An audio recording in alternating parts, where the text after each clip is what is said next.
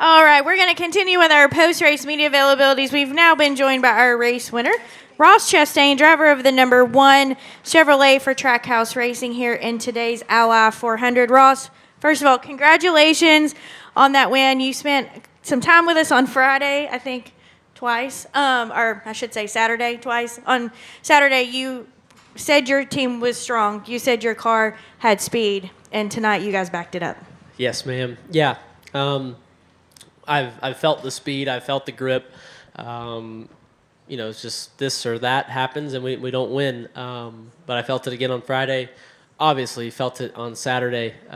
For me to tie together 2 laps. 1 lap, okay, I could probably do that sometimes. But the second round lap, to not overdrive it, to back up and go a few thousandths faster, is a testament to the changes they made between round 1 and round 2 for qualifying, and then our evolution and our process is paying off of this new car. It's so different than anything that I've ever driven, and learning it since the first time I drove it, I guess in 2021 at a test, to now, to finally get an oval win on a circle track is absolutely incredible. All right, we're now going to go to questions. If you have one, raise your hand. I'll work to get a mic to you. We're going to start with Jordan. Jordan Bianchi, The Athletic. In light of everything in recent weeks since Darlington, does this feel like a statement win in some respects? Did you see the 2 cars we passed? Felt pretty good. Look, I first met Martin Truex Jr. at a Bass Pro Shops in Fort Myers, Florida when our local one opened, and he signed a Chevy Trucks hat for me, and I still have it on my childhood bedroom wall hanging up. The Sharpie is about faded off, but it's still barely there, and it's a hero. He was an idol of mine, and then to go to battle against him and then have criticism from him and go back and forth, and him to air block me at Dover like he did when I thought we were just as fast there was humbling, and to go up against my heroes like that, and now to beat him tonight, to drive by him in the 11 was definitely a statement, was definitely felt good, and I'm proud that we were able to do that. What has been the message to your team, not them to you, but you to them in the last 4 or 5 weeks in light of everything? Yeah, I'm not a big vocal rah guy. I'm not telling them anything that they don't already know. I think they see me going to work and just going through the processes that Trackhouse has in place for me, that GM and the WISE program has in place for me, WISE Performance.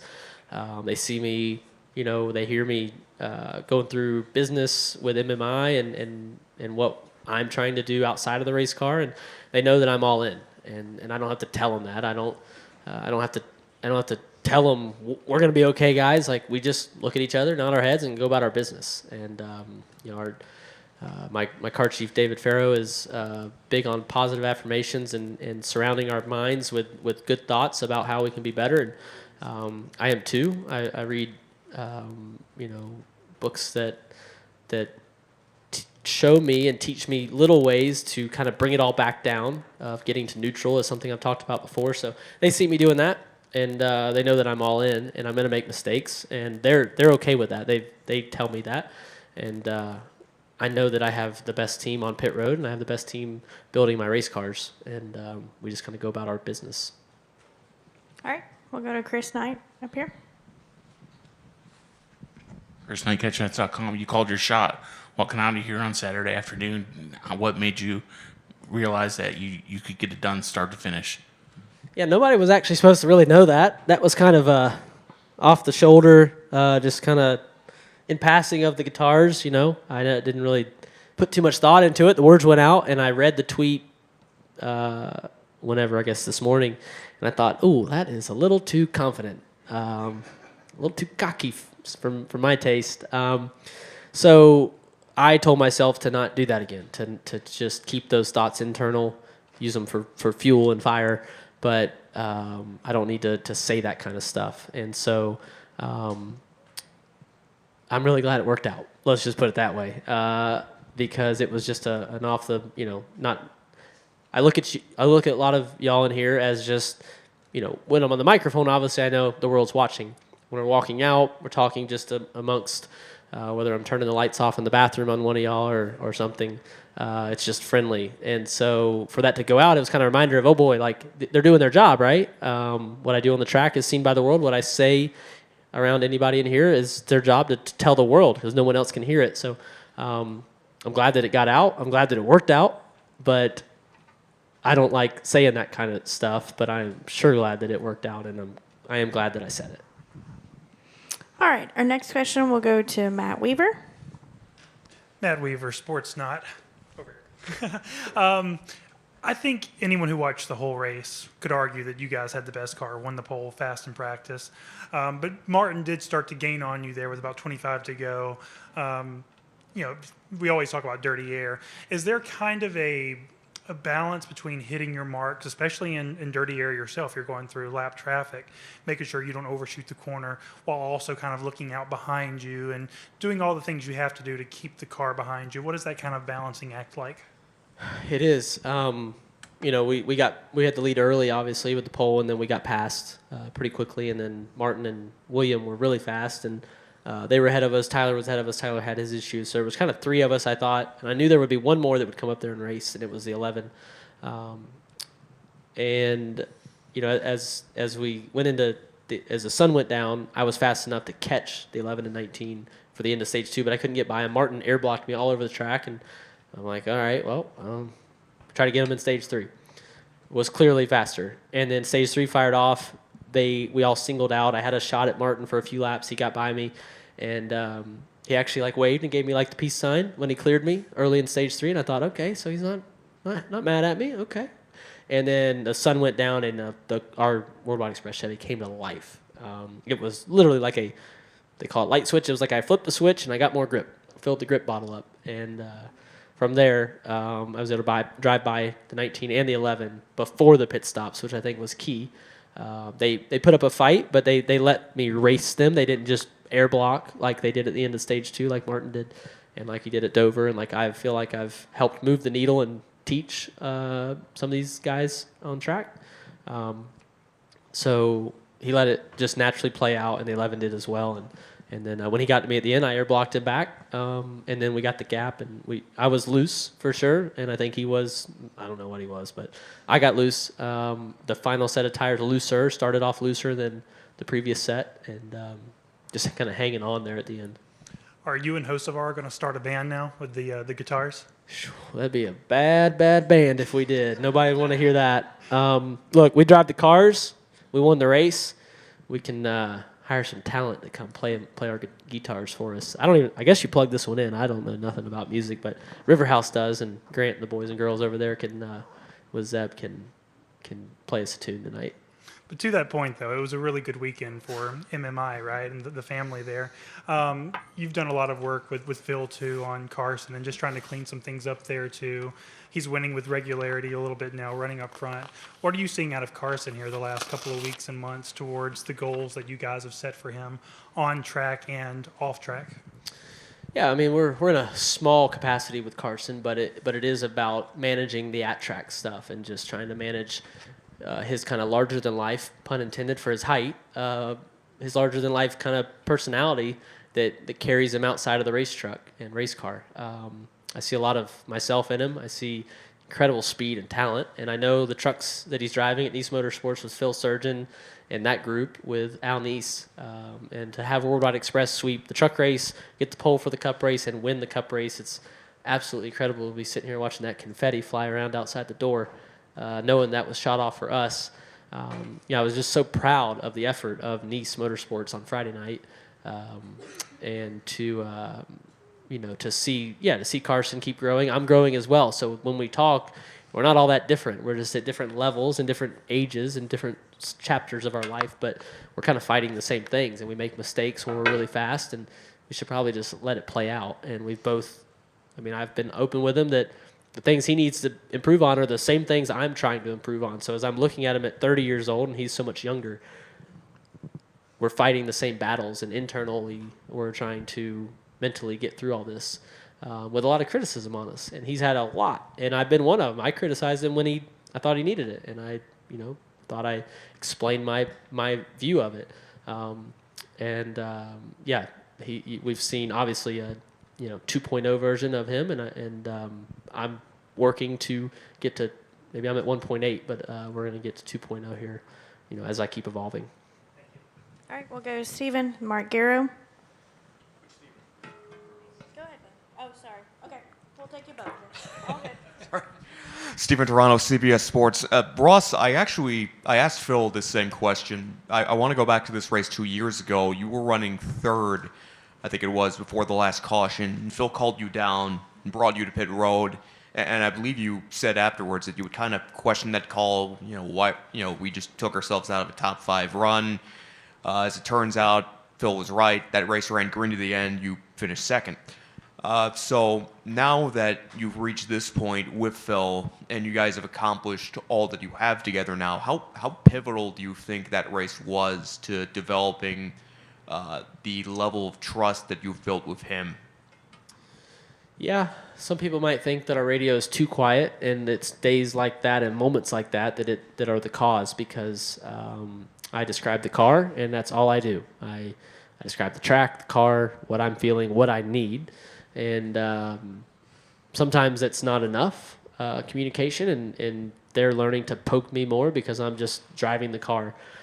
There were times tonight where we were leading there at the end. After the final pit stop, I thought Martin was catching me. I thought I needed another half a tenth of speed. And I drove in turn 3 about 30 feet deeper, and I didn't make the corner. And I thought, well, don't drive into. And the whole time, I could have been explaining the car maybe. I could have been in a better headspace, but I'm just driving. I'm trying to find every bit of hundredth of a second to manage my gap and go fast. And I've learned that my boys and girls at Trackhouse and on the one car, they're the smartest that I could possibly ask for, and I let them do their jobs, and they let me do mine. So like we talked about earlier, I'm not a rah guy. I don't psych them up. They don't psych me up. We joke. Our hauler is one of the most laid back I've ever been a part of, pit crew and road crew, and we just kind of go about our business. So I learned a lot that day, and I matured. That was half a season into my first Cup season, and in Xfinity, in the 4 car, I would kind of learn from Landon Castle, kind of quarterback the car from there. And we need to pit, we need to stay out, we need to wave around, we need to take scuff tires now because we need to save our stickers for later. And it's not the case when you get to the Cup Series. You need to let the smart boys and girls make those calls. And I feel like, Phil kind of goes under the radar when you talk about big names among crew chiefs like Childers, Wolf, Small, etc. Do you feel like Phil still doesn't get enough recognition or respect as being among the top crew chiefs in the garage area? I think in the garage they know how fast his cars are. He's been a journeyman of sorts, a lot way longer than me, but he's been through teams and worked his way up from not being a crew chief to being a crew chief in the Cup Series and winning races now. And this it didn't just happen overnight. So the people in the garage know Phil Surgeon.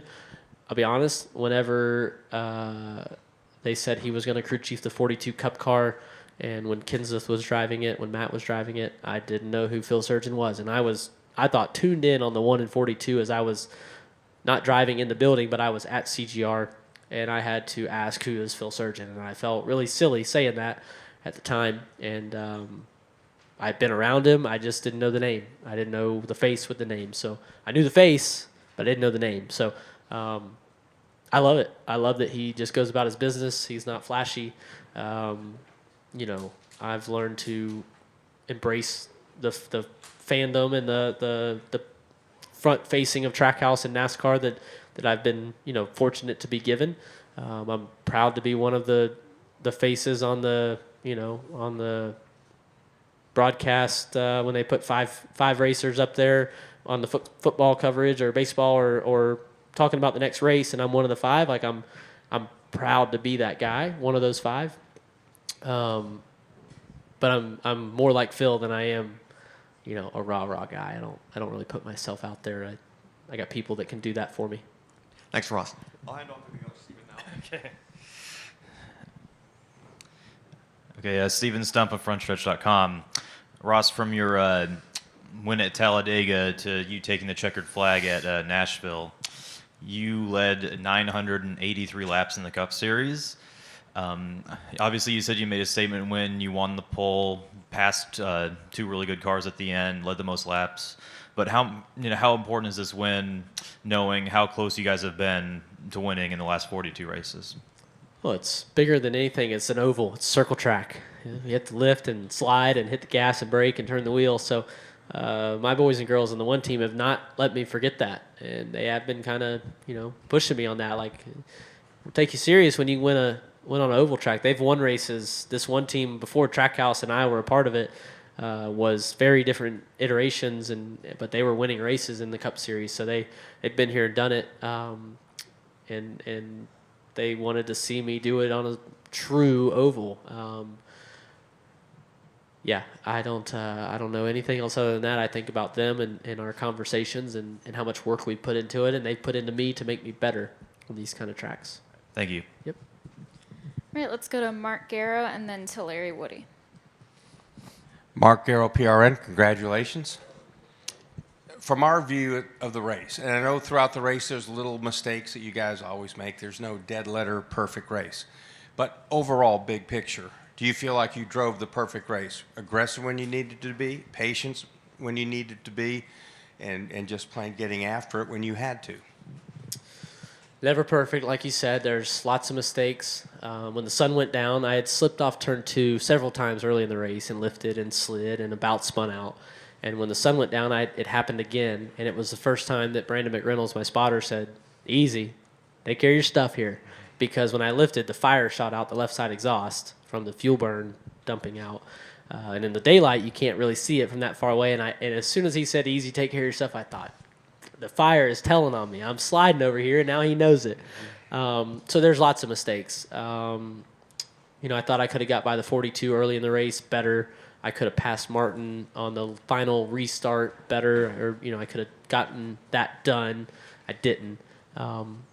Other than that, though, there was a point in the race when I was running like 5th after Tyler had his issue and spun with the tire, whatever was coming off with the right rear, and we were like 5th, and I thought, well, the 19's better, the 24's better, and I kind of had a moment where I thought that, and then I thought, well, that doesn't matter. I don't care if they are better. What do I need to do next? And the next thing is warm my tires. The next thing is get a good restart. Drive in turn 1. I'm 4th in line for the choose. I chose 3rd for second row inside. Get clear of the outside guy. Hopefully roll up to the next guy. And I did that, and I thought, what's next? All right, try to get – nope, didn't get clear of the 19. So the moments that I questioned it, and it was a self-talk. I have a lot of conversations in my head. Try not to push the radio when I'm talking back to those voices, but I need to speak about it in my head and have real dialogue. And I talked myself right back into just go get a good restart and let's figure it out from there. And then the sun went down, and after that, it was pretty darn good. There wasn't many things that I would do different now. 3 wide, 3 laps. Can you talk about that and the idea of maybe banking some credit? You talked about Truex and Hamlin, the issues you've had. They obviously started to cut you a little bit of slack at the end of the race. Do you feel like you bank a little credit? Hey, I was still racing hard, but we didn't wreck. I didn't overstep. And do you feel like those moments will help you long term? For sure. Yeah, I thought that me and William lined up on the front row, and I thought he chased me up a little too much in the moment. I haven't watched the replay, but to me, he was worried about me, and the 19 in turn 1 drove underneath both of us. And then after that, he chased me up off of 4, and the 19 cleared both of us, and we were still side by side. And I thought, dang, Will, you let the guy in 3rd drive by both of us. So 1911 specifically, yes. There were times that they passed me. The 11 got by us on the strategy of the caution, but when I got back to him, he raced me great. 19 did as well, and that's all I asked for. At the end of stage 2, when the points were on the line, 19 ran me all over the track. I wasn't going to pass that 19, no matter how fast I was. Luckily, we were fast right after that, able to drive by him after maybe 30 laps, and then the 11 a little bit later. I feel like if we'd have pitted again, the final pit stop, and ran to the end and tried to pass him late, I don't think I'd have got the same courtesy. So a little bit fortunate on the timing, but also definitely they did it how they've said they would. And, I've been racing them with more room, and they gave it to me tonight. Ross, Larry, Woody, Justin said this is his sweetest victory. How special is it to win in the boss's backyard? I know you'd said you really put emphasis on this race. And also a follow-up, tell us again the history of the watermelon smash. Yes, sir. Yeah, look, it's hard to beat the first. First win last year at COTA, but Nashville is where the word Trackhouse was formed. Justin moved here with his family. Steve and everybody at Tootsie's, he went to a meeting with them, and he said, believe in me, take a chance on me, and I will make it pay off for you. And Tootsie's was one of the early sponsors of the 99 and 2021. And Justin told me that story, and he still lives here. Ty lives here. Dean lives here with Trackhouse 360. And, it's incredible, the thought that we won here. It's mind-boggling. It's hard to line that up, have a fast car here. But for us, the one team, all 3 years we've been here, with our group, has been capable of running in the top 5, and tonight we put it all together. So incredible. Yes, so very first, we used to carry watermelons to track when I was mid or back of the pack, but it was more for the publicity because the ag industry is what sponsored me early on. My first races in 2011 were an investment by my family, but the ag industry pitched in and sponsored me, different companies all along the way, all with the goal of just selling more watermelon. And so definitely when we got the 42 Xfinity ride, we thought, let's have it there, let's raise it at Victory Lane. We won the darn second race we ever ran with that 42 car. I held it up. I didn't really know what to do, and I sat it down on the roof, and we were in the media center, and it was bending the glass at Las Vegas in the media center, and somebody in the room asked what I was going to do with it after the track, or somebody asked me to move it because it was bowing. And I think that glass is still bent, by the way. Yeah. And so I said, I don't know, smash it open, need it, I guess. And they asked if they could film it, and we went out to the front stretch. I stood on the wall, and it was born. It was a natural feeling. It's not something that's sponsored, in a sense that I have to do it. I don't need chug points and all that stuff.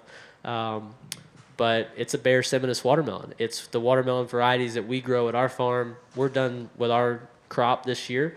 The Georgia crop is being harvested now. And so for those farmers, it's a great year. It was a great growing season for us in Florida. They're knocking it out of the park, breaking records in Georgia right now. And Yosemite Fresh is harvesting out west in California. So, as I've grown in my racing, I've gotten to meet more farmers, which is just so cool for me because all I wanted to be as a kid was a farmer. Like, I wanted to be like my dad, my uncle, my granddad, and every Chastain back 8 generations before me that were watermelon farmers. And the first Chastain came over a long time ago, and not long after that, they started farming. So, it's all I ever wanted to be as a kid. I wanted to walk in my dad's footsteps and be just like him. And so for my brother to get to run the farm at home, race a little bit, and we get to promote watermelon, it's our family's business. And really the coolest part was after we won that first race, I wasn't sure how the ag industry would honestly think about it because I was wasting a watermelon. And my granddad called me the next morning, and he said, Ross, we will never know how many people in the world saw that watermelon smash. I saw it on my Facebook. And I thought, all right, that's all the affirmation and that's the check mark I needed to keep going, and we have not looked back.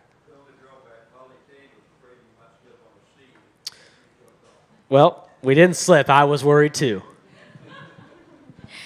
All right, let's come right back here in the middle, and then we'll go to Dustin Albino. Crystal Clay, RacingRefresh.com. There is a song that I can recall by a band named Blind Melon, not because it didn't rain today, but I see parallels between the writer's inspiration for the song and the recent challenges you faced leading up to this win. Since we're in Music City, you also had an inspiring message in your post-race interview and at the finish line. So I wanted to know what song comes to mind for you to express your weekend and the importance of this victory and why. Well, if you take the words I said walking out the door, it's I believe that we will win. It's a little Pitbull action, but that's not very Nashville. He's definitely not here. He's in Miami. I don't know. I'm 90s country music, older country music fan, so more only sing when I'm feeling good, and I'm feeling good tonight. So yeah, I think the stuff on the front stretch is, I believe that. I've thought about that. It's not just to say it, when I have the spotlight. It's a belief that you'll be criticized. I think everybody in this room at some point has been criticized, and except if you want to keep doing it, if you want to be in this room, if you want to be in this sport, you'll keep going. And no matter if it's business or sports or your life, you just wake up and go to work, and they're not all going to be good days. We're going to remember the old days better than they probably were, and just get up and go to work every day and see what happens. Go ahead, Dustin. Dustin Lobino, J-Ski Ross. Kind of off Larry's first question, but you have top fives now in all 3 races here. I know you got fast cars, but why do you feel like this track does kind of suit your driving style? Well, I've heard other people in the sport say it. You cannot drive a slow car fast. I've had fast ones here, but I've had fast ones a lot of places and haven't put together top fives and wins. So I don't know. I don't have a reason. Because I feel like we could have done this Dover, we could have done this other tracks. It's not just here that we're, this is our bright spot of the year. But yeah, it's shown, and I'm not sad about it, so I'll take it. Thanks. All right, do we have any additional questions for Ross? Okay, we'll take one final one from Mark Garrow. Mark Carroll, PRN. Now that you've won, and obviously you've locked into the playoff, how does this change your season and what you guys now will attempt to do? Because without the win, you have a certain set of scenarios, and now with a win, you've got a new set. Yeah, I felt confident we were going to make it, just based on, everybody looks at the points every week, and based on our gap to the cut line, I felt safe. I felt safe with more winners moving the cut line up the field. It was, it wasn't going to stay where it was at. And just keep acquiring points and bringing fast cars, and we'll go fight for it. Ultimately for us, it's a journey to get there, but it's ultimately all about getting into the playoffs. That's definitely it. So I don't think it doesn't. Well, personally, it doesn't change for me. I'm not going to start as early in the morning as I would have if I lost. Okay, I'm not going to be at the tech center at GM at 8 a.m. with Dan Jansen, but I'm going to get there at some point tomorrow, and I'm going to ask him to come in late with me and work through maybe tomorrow afternoon with me. We're going to go right back to work. We're going to celebrate this throughout the week, but there will still be the blocks of time that I will cut out for the competition and get ready for next week. It's too important to miss out on an opportunity next week because you had good success this week. We want fast cars like this, and if I don't put in the work, I will not be ready when I pull on track next week. All right, Ross, thanks for coming in, and congratulations. Yeah. Hey motorsport fans, Go TrackHopper is your source for all things NASCAR. Subscribe to our channel for weekly post-race episodes of the Fueled by Estrogen podcast, as well as driver interviews and thrilling driving experiences. Visit our website for news and race coverage of the Cup Series, plus IndyCar and Formula One.